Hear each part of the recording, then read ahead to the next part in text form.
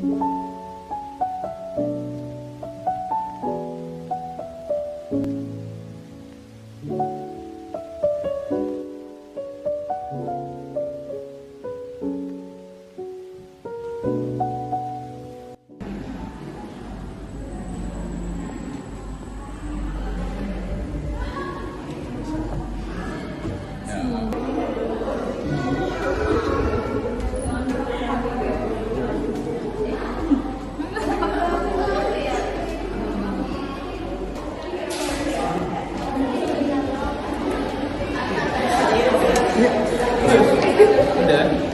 Ya mau sih.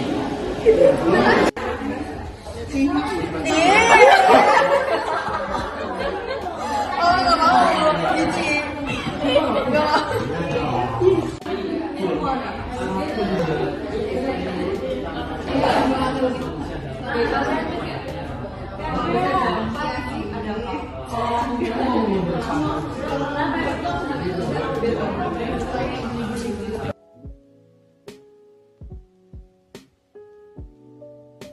Nah, di video sebelumnya, kalian sudah melihat bagaimana reaksi para partisipan terhadap beberapa rangsangan yang cukup menjijikan. Tapi, apa sih yang sebenarnya terjadi di balik ekspresi wajah mereka? Ayo kita pelajari lebih dalam lewat sudut pandang teori emosi. Dalam eksperimen kami, terlihat bahwa partisipan menunjukkan berbagai jenis emosi. Ada yang merasa geli, tertawa, ada juga yang terlihat takut, bahkan tidak berekspresi sama sekali. Ini sesuai dengan konsep dalam Primary Emotion Theory yang menjelaskan bahwa manusia memiliki emosi dasar yang muncul secara otomatis ketika mereka menghadapi situasi tertentu. Namun, jika kita kaitkan dengan teori lain yaitu teori tentang universalitas emosi, ada penjelasan menarik. Teori ini menyatakan bahwa orang dari budaya yang sama cenderung menunjukkan ekspresi emosi yang serupa. Misalnya, perasaan jijik biasanya diekspresikan dengan wajah yang meringis dan dahi yang mengenyit. Tapi, dalam eksperimen kami, kebanyakan partisipan justru menunjukkan ekspresi tertawa atau menutup wajah. Ini bisa diartikan sebagai cara mereka menyembunyikan rasa tidak nyaman dan berusaha tampil baik-baik saja, meskipun sebenarnya jijik atau takut. Perbedaan antara wanita dengan pria juga cukup mencolok. Umumnya, wanita lebih terbuka dalam mengekspresikan ketidaknyamanan seperti jijik atau takut. Sementara itu, pria cenderung lebih menekan ekspresinya. Ini bisa dijelaskan melalui perbedaan biologis, di mana sistem limbik di dalam otak wanita lebih aktif, membuat mereka lebih responsif secara emosional. Selain itu, norma sosial juga turut mempengaruhi. Masih banyak anggapan bahwa laki-laki tidak seharusnya menunjukkan rasa takut ataupun jijik.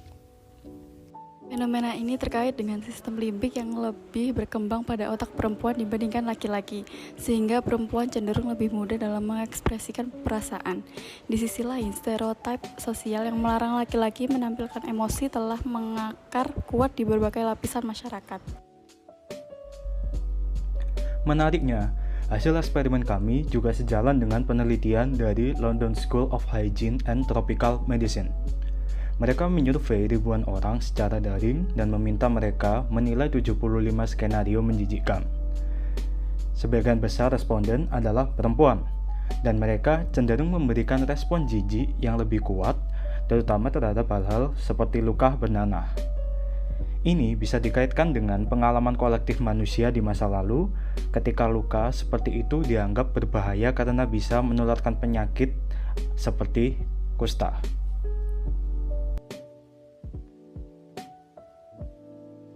Tingkat kepekaan ini juga berhubungan dengan konsep ambang nyeri, yaitu batas di mana seseorang bisa merasakan atau membayangkan rasa sakit. Terkadang, cukup dengan melihat gambar luka, seseorang bisa merasa ngilu atau mual, meski tidak benar-benar mengalaminya. Dalam dunia psikologi, hal ini mendukung teori James Lange yang menyatakan bahwa emosi muncul setelah tubuh merespon secara fisik. Misalnya, kita merasa jijik setelah tubuh kita bereaksi dengan menutup wajah atau menghindar. Tapi ada juga teori dari Cannon Bird yang berpendapat bahwa reaksi tubuh dan kesadaran emosional bisa muncul secara bersamaan, karena keduanya diproses langsung oleh otak. Apapun teorinya, emosi berperan penting sebagai sistem peringatan alami dalam tubuh kita. Ia membantu kita bertahan dan menghindari bahaya.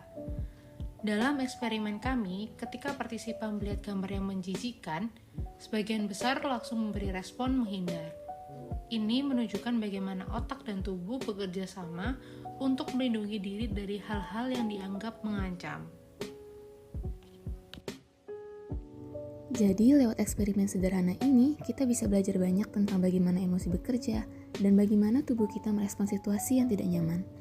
Semoga penjelasan tadi bisa menambah wawasan kalian soal psikologi emosi dan reaksi manusia. Terima kasih.